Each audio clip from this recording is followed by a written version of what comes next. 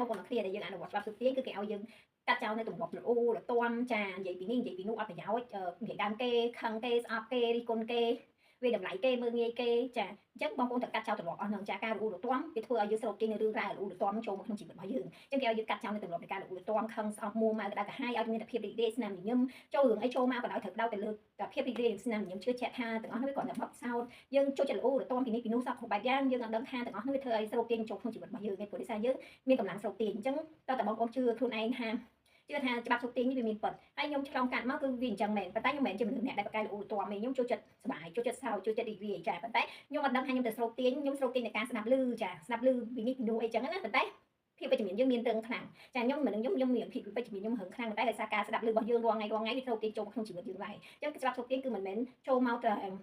តាមមកការមើលឃើញការស្ដាប់ឮទេតាមមាត់របស់យើងនិយាយប្រចាំថ្ងៃទៀតអញ្ចឹងត្រូវ control ខ្លួនឯងឲ្យដឹងថាខ្លួនឯងមិននិយាយអីខ្លះចាបងប្អូនចង់អនុវត្តច្បាប់សុទាញនឹងបានជោគជ័យបងប្អូនត្រូវស្គាល់ខ្លួនឯងនៅខាងក្នុងយើងពេលយើងនៅម្នាក់ឯងយើងតែងតែនិយាយម្នាក់មានសម្លេងនិយាយមកពីក្នុងខ្លួនរបស់យើងតែងតែថាការគិតរបស់យើងដើរតាមពិតមិនមែនទេចាគឺមនុស្សម្នាក់ទៀតនៅក្នុងខ្លួនរបស់យើងគាត់និយាយអញ្ចឹងបងប្អូនត្រូវតែ